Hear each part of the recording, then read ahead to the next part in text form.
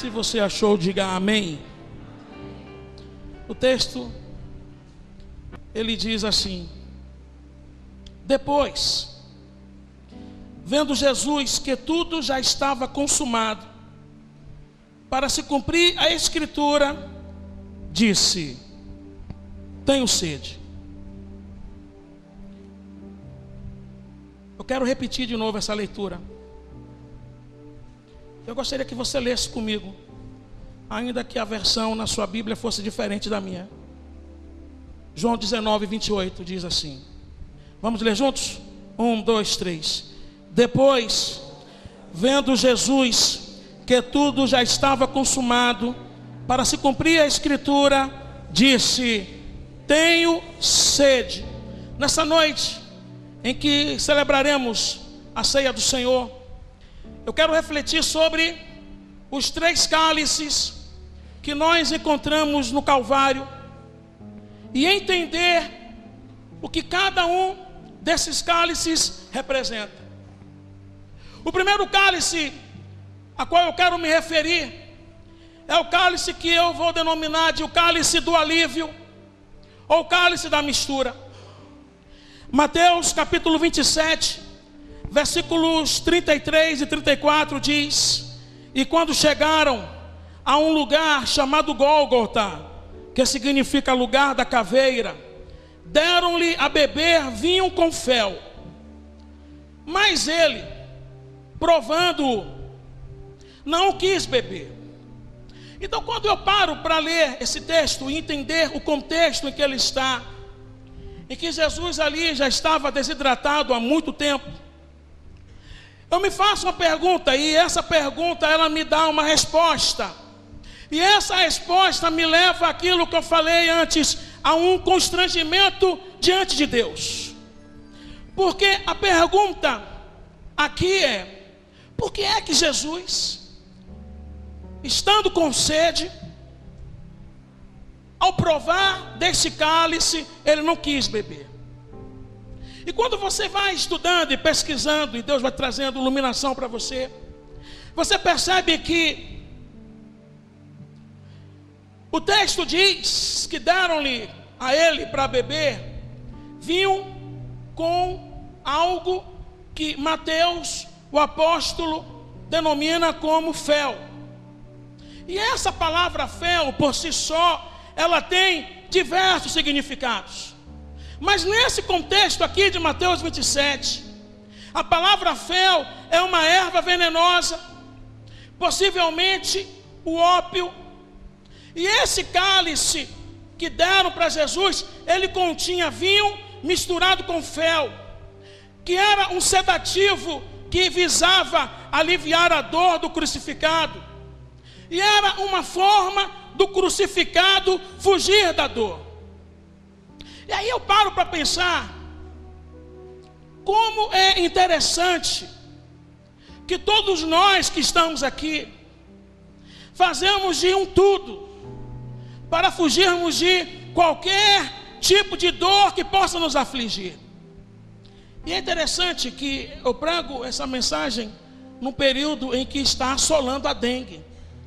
E essa semana eu ouvi em um jornal de que a dengue em Maceió já virou uma pandemia. Que muitos não afirmam, mas isso é uma coisa clara. Você percebe aqui, eu tenho certeza que todos nós aqui conhecemos ao menos uma pessoa que ou esteve recentemente com dengue ou que está com dengue. E é interessante que nós, quando estamos doentes, e não pode ser o contrário, tem que ser assim como eu vou falar, nós fazemos de tudo para fugirmos da dor. Porque na verdade nós não conseguimos conviver e não sabemos conviver com a dor em nenhum aspecto da vida e de nenhuma espécie que a vida nos apresente. Nós não sabemos conviver com a dor emocional, nós não sabemos conviver com as dores físicas, nós não sabemos conviver com a dor psicológica. E por causa disso, nós procuramos todos os meios possíveis e imagináveis para nos livrar dela. E eu me lembro de que quando eu morava em Salvador, que eu sofria com dor de dente, e eu tenho pavor a dentista. Tenho pavor a dentista. Eu descobri um dia que quando você pega a pimenta malagueta e você aperta no dedo, aquele sumo da pimenta malagueta colocada no dente tem o poder de anestesiar. Eu descobri isso, não sei como. E eu sei que de repente eu ficava assim. Toda noite eu pegava a pimenta. Dizem que baiano toma pimenta na mamadeira, né?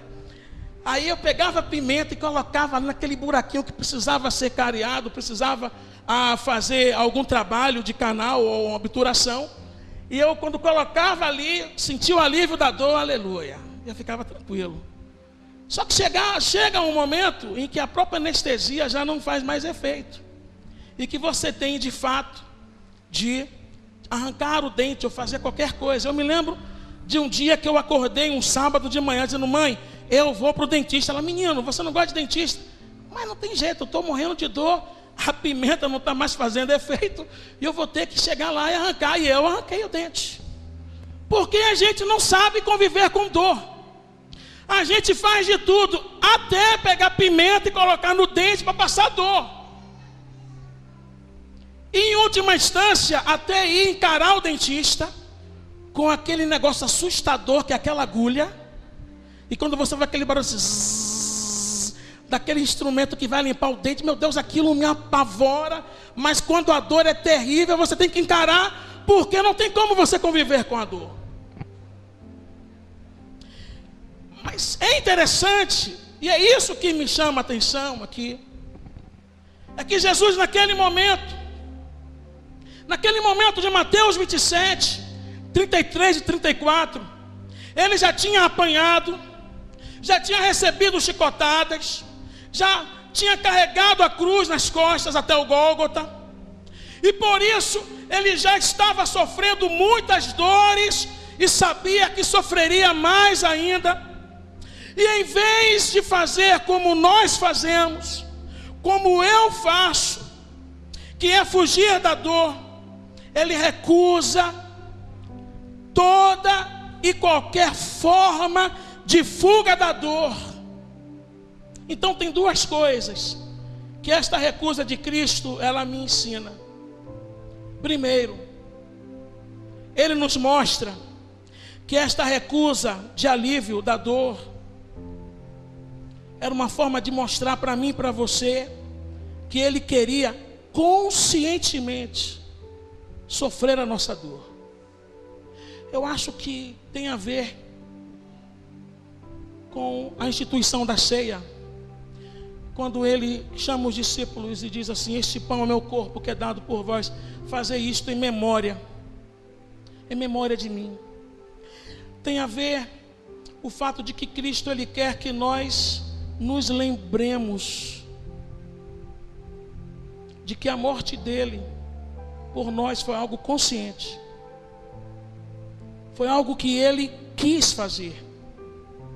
Jesus não morreu por nós porque ele foi forçado a fazer.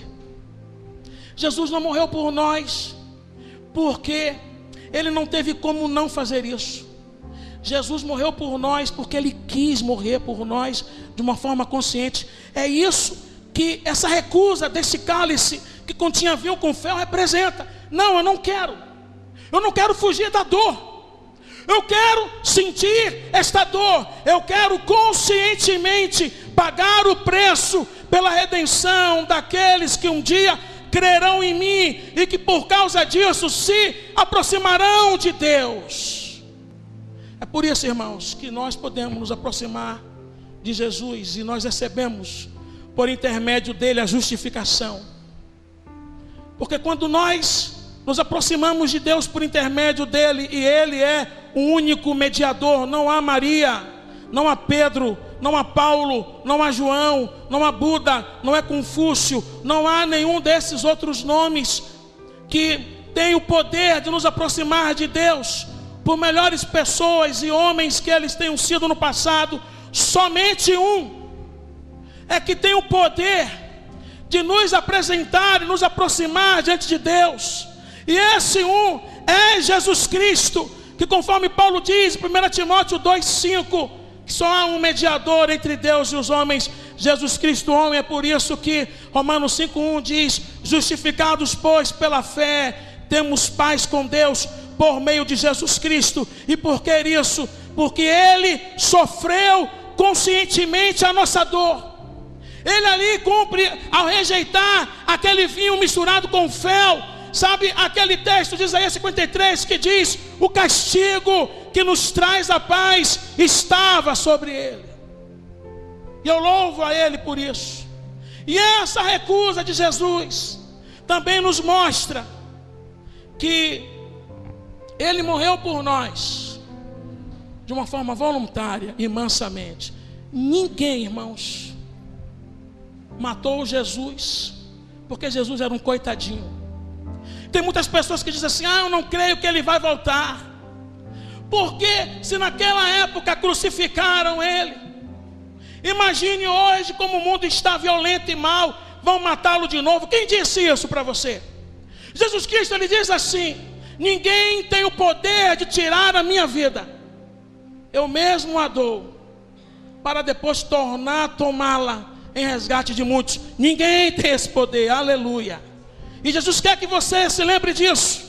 Quando você estiver achando que você é um nada, um ninguém, um rejeitado, que você não é amado, Jesus quer que você se lembre quando você estiver caído no pecado, ali na lama, do jeito que você de repente se encontrar por causa de um erro. E eu estou falando isso também para a igreja. Ele quer que você se lembre que Ele morreu por você voluntária e mansamente, aleluia, para que você possa se levantar e dizer: Jesus morreu naquela cruz consciente por mim, e por causa disso eu posso me erguer, porque Ele quer que eu fique de pé para a glória e a honra do nome do nosso Senhor e Salvador Jesus Cristo, aleluia. O segundo cálice é o cálice que eu vou chamar de cálice da compaixão. Porque este cálice foi o que foi dado pelos soldados, quando ele exclamou: tenho sede. Então o soldado embebeu uma esponja em vinagre, prendeu-a em uma vara e ergueu-a até ele. E uma das coisas que eu paro para pensar, todas as vezes que eu passo por uma luta, eu acredito que você também. Primeiro, na verdade, eu tenho uma certeza de que quando eu passo por luta, e eu sei que você também passa por lutas, eu sei que Deus nos vê e que Ele sabe todas as coisas ao nosso respeito. Mas se tem uma coisa que de fato me intriga e que de fato me faz ter indagações, e o que eu quero saber é se Deus, Ele, além de ver, Ele sente a minha dor. Eu um dia ouvi alguém dizendo que Deus, Ele não responde à dor, Ele responde ao clamor. E eu não concordo com isso. Porque um Deus que não consegue sentir a dor é um Deus que não tem compaixão. Um Deus que não consegue sentir a minha dor e a sua dor é um Deus que não tem compaixão. E uma coisa que queremos saber é se a nossa dor, de certa forma, gera algo no coração de Deus. Então, quando nós chegamos aos pés da cruz e nós ouvimos essa frase: tenho sede, que não foi uma frase dita por qualquer pessoa, mas pelo Criador da vida. Quando eu estou de joelhos meditando na cruz do Calvário, e que eu permito com que venha ecoar no meu coração os brados que Cristo dá na cruz, e que esse brado, tenho sede, venha até o meu coração, eu troco a indagação, e eu troco a indagação, e eu fico, na verdade, estarrecido. Estarrecido com o que eu vejo, estarrecido com o que eu ouço, estarrecido com o que eu percebo. Porque o que é que eu percebo? O que é que nós percebemos quando nos deparamos com esse texto de João 19, 28? Nós nos deparamos e nós vemos ali, sabe, crucificado, com lábios ressequidos, com o corpo desidratado por causa de um longo processo que começou em Jesus, quando ele, angustiado no Monte das Oliveiras, ele teve um processo chamado hematidrose, em que ele estava tão angustiado que os seus poros se dilatam e ele começa a suar sangue. Depois, passando pela prisão e pelos julgamentos de Anás e Caifás, e depois do julgamento de Anás e Caifás, ficando à noite preso com os pés e mãos amarrados e pendurado num poço escuro. E logo pela manhã, mais uma sucessão de julgamentos com Herodes e Pilatos, o açoitamento e a obrigação de carregar a cruz. Então 6 horas depois, ele fica pendurado numa cruz, sem ter acesso a qualquer líquido. Então eu fico estarrecido, porque como é possível? Como é possível, irmãos? Como é possível, irmãos, que o Criador dos rios, dos oceanos, tivesse os lábios ressequidos? Como é possível que a onipotência, sabe, estivesse sedenta? Como é possível que aquele que acalmou o mar com a sua palavra, as ondas com a sua palavra, aquele que andou por cima das águas com o seu poder, agora ansiasse por algumas gotas de refrigério? E eu fico estarrecido, porque o sedento em questão possui todo o poder nos céus e na terra. Porque o sedento em questão, ele fez muitos milagres. E o apóstolo João diz que se ele ou os apóstolos escrevessem todos os milagres, ele conta que todos os livros do mundo não seriam capazes de conter os milagres que Jesus Cristo fez. E aí eu fico estarrecido, porque é que esse homem que fez tantos milagres pelos outros, agora não consegue, ou não quer, ou não faz um milagre para si? Recusou-se a transformar pedras em pães, quando estava faminto no deserto, e agora recusa-se a criar água para matar a sede. Então, quando eu paro para pensar nisso aqui,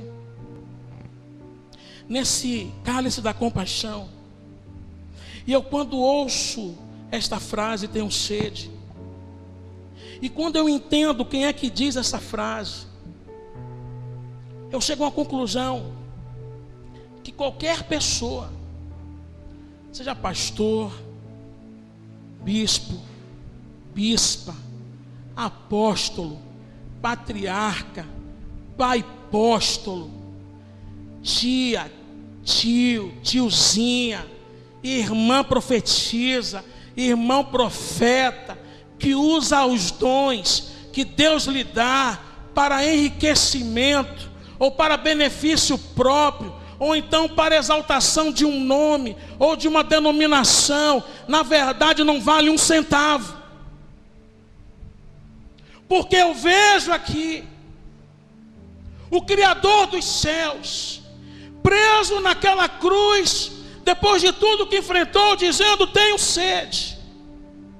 E quando eu ouço esta frase, tenho sede, eu percebo que Deus não somente se importa com a minha dor, mas Deus sabe exatamente o que representa esta dor que eu estou sentindo, pois até a dor da sede Ele teve. E isso é compaixão. E você sabe o que é compaixão?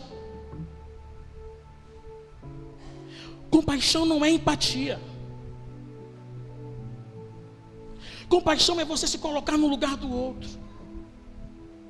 E a compaixão que a Bíblia fala acerca de Jesus Cristo é aquela compaixão que faz com que algo dentro dele se mova. E aí eu me lembro daquele encontro que Jesus Cristo teve com a viúva de Naim. E é interessante que Jesus, naquele texto, ele vem seguido de uma grande procissão. E aí de repente está saindo, juntamente com aquela mulher, uma procissão que iria enterrar o filho daquela viúva da cidade de Naim. E a Bíblia diz que quando Jesus olha para aquela mulher, diz a Bíblia, ele moveu-se de íntima compaixão. E o que é que significa essa palavra, moveu-se de íntima compaixão? Nos manuscritos originais, o que o autor quer dizer é o seguinte: as entranhas de Jesus se removeram por dentro. Ele teve frio na barriga. Alguma coisa aconteceu em Jesus Cristo quando ele viu aquela mulher que estava perdendo o seu filho, que era um resgatador dela.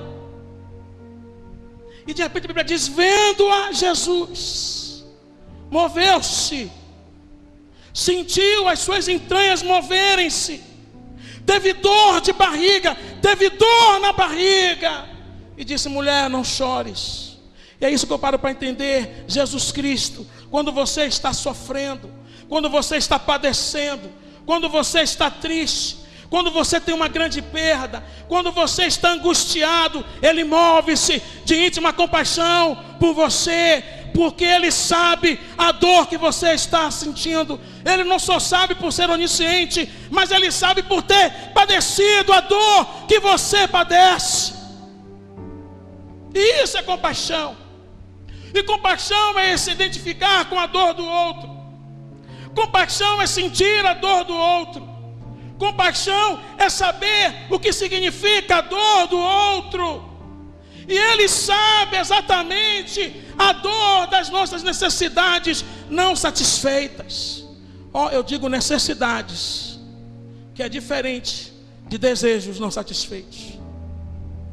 Hebreus 4, de 14 a 16 diz assim: tendo, portanto, um grande sumo sacerdote, Jesus, Filho de Deus, que penetrou os céus, retenhamos firmemente a nossa confissão, porque não temos um sumo sacerdote que não possa compadecer-se das nossas fraquezas, porém um, que como nós, em tudo foi tentado, mas sem pecado. Aí o autor termina dizendo assim: cheguemo-nos, pois, confiadamente ao trono da graça, para que recebamos e achamos graça, a fim de sermos socorridos no momento oportuno. Jesus sabe a dor da sua perda, a dor da sua luta, a dor da sua enfermidade, a dor da sua tristeza. Ele não só sabe, Ele se compadece. Ele não só sabe e se compadece, Ele se identifica. E é por isso que quando você se aproxima diante dEle, ali: Senhor, está doendo, Deus. Oh Deus, que dor. Como está doendo isso que eu estou passando. Ele está ali te consolando, dizendo: eu sei o que é isso. Eu te fortaleço, eu te ajudo. Eu sou com você, eu vou te ajudar. Essa semana eu fiquei muito alegre com o testemunho do Will. Não sei se você tem o Will no Facebook. E eu chorei de alegria. O Will, ele é uma bênção aqui nessa igreja. Uma bênção. Foi um homem que Deus levantou aqui para fazer muitas coisas nessa igreja. E até mesmo por mim em particular. E o Will disse que estava lá num culto, numa igreja, lá em São Paulo. Ele estava orando, porque ele está com essa campanha de oração em favor daquilo que ele está passando. Ele vai passar por um processo em que ele vai fazer um tratamento pesadíssimo. Aí ele vai passar 5 dias na UTI em observação, depois uma semana de repouso, volta, faz de novo mais um tratamento contra a doença que ele está, fica 5 dias na UTI, sendo cuidado, depois mais uma semana. Ele disse: pastor, vou passar nessa batalha 2 a 3 meses em São Paulo, com tanta saudade da nossa igreja. E aí ele disse assim: pastor, quando eu estava nesse culto, Deus usou uma pessoa para dizer para mim o seguinte: você vai receber uma bênção, e não é a bênção aqui em São Paulo, na terra de onde você é. Ele pegou e recebeu essa palavra. E quando terminou o culto, que ele viu o celular dele, que estava no silencioso, tinha 30 ligações não atendidas. E ele disse assim: meu Deus, 30 ligações, minha mãe ligando para mim. Será que aconteceu alguma coisa com a Alane, com os meninos? Aí quando ele liga para a mãe, Will, você não sabe o que aconteceu, Will. Você está aposentado, Will. Chegou uma documentação dizendo que você já está aposentado. Oh, Will, Deus cuida de você. Ele começou a chorar, a dizer aleluia, glória a Deus. Se cumpriu a palavra de Deus. Por quê? Porque Deus sabe a dor que você passa. Porque Deus sabe a dor que você enfrenta. Porque Deus sabe a luta que você trava. Seja para ver o seu marido salvo, para receber uma cura, seja qual for a dor que você está enfrentando, de uma decepção, de um deserto, de algo que você não consegue realizar, e que é algo bom para você, e até mesmo para Deus. Mas aí Deus te diz: eu sei a sua dor, e eu conheço a tua dor, e eu me compadeço da tua dor. Quando eu ouço a onipotência naquela cruz dizendo: tenho sede, Ele está se identificando comigo, com as minhas limitações, com as minhas fraquezas, com as minhas necessidades, e dizendo: por causa disso eu posso socorrer você, porque até a dor de sentir sede eu sei o que significa. E o terceiro cálice é o cálice que muitos chamam da iniquidade, ou o cálice da ira de Deus. Mateus 26, 39, Jesus está orando, e ele diz assim: meu Pai, se possível, passa de mim esse cálice, contudo não seja como eu quero, mas sim como tu queres. E quando você vai lendo esse texto nos evangelhos, você vê que em João capítulo 18, versículo 18, existe um texto que é um segmento desse de Mateus, que é quando Jesus Cristo, ele repreende a Pedro, que com a espada tenta matar Malco e defender a Jesus de ser preso. Aí Jesus o repreende dizendo: guarde a espada. Acaso não haverei de beber o cálice que o meu Pai me deu? E por que ele bebeu do cálice da ira de Deus? Porque deste cálice ele quer beber. Por quê? Eu entendo que ele bebeu do cálice, ou deste cálice da ira de Deus, para que todo aquele que nele crê não venha sentir a sede eterna. Quem crê em Jesus Cristo aqui? Sabe por que ele bebeu desse cálice? Para que você não tivesse essa sede, a sede eterna, essa sede eterna que irão sentir os que separados de Deus estarão. Eu não creio na doutrina do sono da morte, e eu não estou sozinho em afirmar isso. Teólogos reformados, protestantes, pentecostais, teólogos como C.S. Lewis, como Tolkien, vários teólogos como Russell Shedd, como Ciro Sanches e Borges, acreditam, assim como eu, na consciência da alma. A Igreja Adventista e a Maranata, pelo que eu sei, são as únicas do movimento dito evangélico que creem no sono da morte. A Igreja Batista El Elyon, juntamente com as suas co-irmãs denominacionais batistas, pentecostais, presbiterianas, cremos na consciência da alma após a morte. Essa é a doutrina da nossa igreja.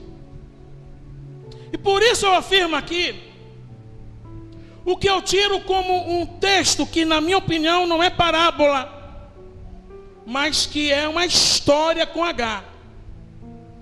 Por que eu digo isso? Porque toda parábola de Cristo diz assim: e contou-lhes uma parábola, e propôs-lhe uma parábola, e Jesus nessa história aqui não fala isso. O texto não diz isso, Lucas não afirma isso. Diz assim: havia certo homem, chamado Lázaro, esse era mendigo, enfermo, tinha chagas e jazia à porta, aos portões de um rico, de um homem muito rico, que se regalava, que se vestia de púrpura, que comia regaladamente, vivia folgadamente. Lázaro morreu, foi levado pelos anjos ao céu. Morreu também o rico, e em tormentos, o rico olha e vê Lázaro sendo consolado no seio de Abraão. E ele grita assim: pai Abraão, manda Lázaro molhar o seu dedo com água para tocar na minha língua, porque eu estou atormentado. E Abraão diz: não, filho, lembra-te que em vida você foi consolado, viveu regaladamente, e Lázaro não. Agora Lázaro é consolado e você é atormentado.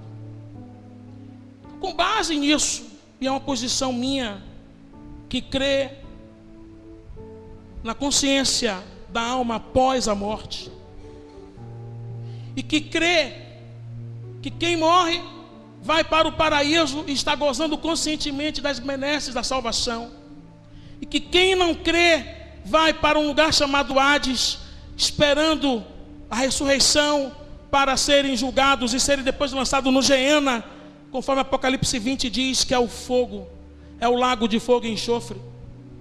E eu acredito que nesse momento, e é uma coisa que eu me dou a liberdade de acreditar, tem pessoas gritando: tenho sede, tenho sede. E Jesus bebeu desse cálice da ira de Deus por causa dos nossos pecados, para que não sofrêssemos essa sede eterna. E uma outra coisa que me mostra porque Jesus bebeu desse cálice da ira de Deus, é para que quando estivermos nos céus, Ele mesmo venha nos guiar. E é interessante que Apocalipse 7, 16, 17 diz: nunca mais terão fome, nunca mais terão sede, não os afligirá o sol, nem qualquer outro calor abrasador, pois o Cordeiro que está no centro do trono será o seu pastor. Ele os guiará às fontes de água viva, e Deus enxugará dos seus olhos toda a lágrima. Louvado seja o nome do Senhor. Que Jesus bebeu o cálice da morte, para que eu e você pudéssemos beber o cálice da vida. Então eu e você não temos o porquê sentirmos sede, principalmente essa sede eterna, porque Jesus Cristo já bebeu do cálice que vai nos privar de termos que passar a eternidade sofrendo dessa sede espiritual, dessa sede eterna. Mas eu não digo somente da sede no que diz respeito às necessidades na eternidade, mas eu falo também da sede da alma aqui, porque talvez você está aqui conosco e é uma pessoa que não se dessedenta. Você não dessedenta a sua sede de Deus. Você é uma pessoa desidratada, é uma pessoa com a sua alma ressequida. Por quê? Eu não sei por quê. Eu só sei que Jesus Cristo bebeu desse cálice para que você venha beber das fontes de Deus, para que você venha se saciar das fontes de Deus, para que você venha beber do seu Espírito todos os dias, e não ter sede de Deus, ao contrário, ter a sua sede a cada dia saciada, porque Jesus Cristo comprou esse direito para você. Aleluia. Ele comprou o direito de matar sua sede, querido, de matar sua sede de Deus. É por causa disso que você pode se aproximar de Deus. Naquela cruz do Calvário, quando Jesus Cristo diz, está consumado, Ele diz essa frase depois de 3 horas da terra ter ficado em trevas profundas. E ali, segundo alguns teólogos, aquele foi o momento em que Deus, Ele judicialmente culpou a Jesus Cristo como culpado, condenou a Jesus Cristo como culpado dos nossos pecados. E é por isso que Ele foi condenado judicialmente diante de Deus pelos nossos pecados, que eu e você podemos nos aproximar de Deus. E é essa sombra da cruz que leva sobre si os nossos pecados, que nos alcança. E é por isso que eu posso afirmar aqui, que você pelado, de paletó, deitado, se balançando, andando, em pé, caído no chão, de pé diante de Deus, ou no maior pecado da sua vida, você pode buscar a Deus, se aproximar de Deus, porque a sombra da cruz, ela cobre, ela alcança você, e você tem como matar a sede de Deus que a sua alma possui, meu irmão. Você está compreendendo isso? Ele diz: tenho sede, para que independente da situação que você se encontre, você tenha essa sede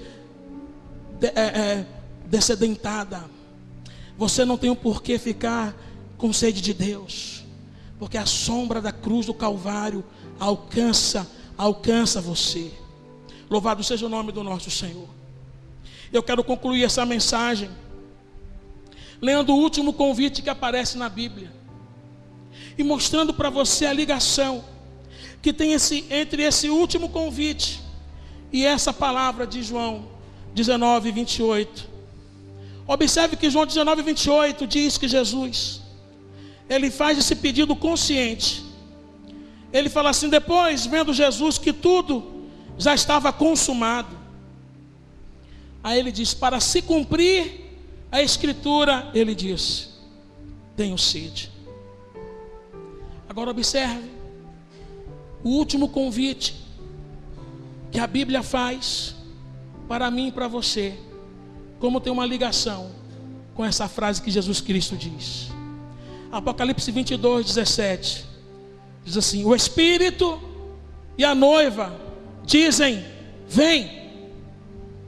E todo aquele que ouvir, diga: vem. Aí vem o convite: quem tiver sede, venha. E quem quiser, beba de graça da água da vida. E você só pode beber de graça da água da vida porque um dia Ele disse: tenho sede. Tenho sede. Você deseja isso? Você deseja beber de graça da água da vida? Então Ele diz: venha. Não tem por que você ter sede, eu já tive sede por você. Venha. Eu já senti essa sede. Você não precisa mais ter essa sede. O Espírito e a noiva dizem: vem. E todo aquele que ouvir, diga: vem. Quem tiver sede, venha. E por que Ele diz isso? Porque eu já senti a sede no seu lugar. Você está com sede, eu já paguei o preço para que você beba de graça a água da vida. Aleluia. Eu quero saber nessa noite, quem deseja aqui beber dessa água da vida? Quem deseja beber dessa água da vida aqui? Quem deseja nessa noite beber dessa água da vida, levante a mão. Você é convidado por Jesus Cristo para beber dessa água. Você não tem o porquê ficar com sede, com a sua vida espiritual minguada. Vá, pastor, estou tão fraquinho. Não tem porquê você ficar assim. Jesus Cristo já teve sede por você, para que você tivesse a sua sede dessedentada. Você só continua com essa sede se você quiser. Só continua caído, caída se você quiser. Só continua distante de Deus se você quiser. Porque Jesus já sentiu a sede no seu lugar.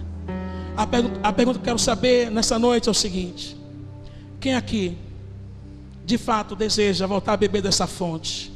Dizer: pastor, eu estou caído, estou caída, e eu quero beber dessa fonte de graça. Quem deseja, levante a sua mão, enquanto a equipe de louvor se aproxima para tocar. Quem deseja E a igreja vai fechar os olhos para orar. Porque é noite de reconciliação. Talvez você está caída. Mas Deus está dizendo para você nessa noite: não tem por que você estar caído. Não tem por que você estar caída. Eu tenho sede, eu tenho água para descedetar a sua sede. Quem é que deseja se levantar em Deus e dizer assim: eu quero beber dessa água, pastor? Levante a sua mão. Quem deseja entregar sua vida a Jesus Cristo nessa noite, descedetar a sua sede, levante a sua mão e diga: eu desejo, pastor. Eu desejo entregar a minha vida a Jesus Cristo e beber dessa água. Aleluia. Vamos ficar em pé, toda a igreja.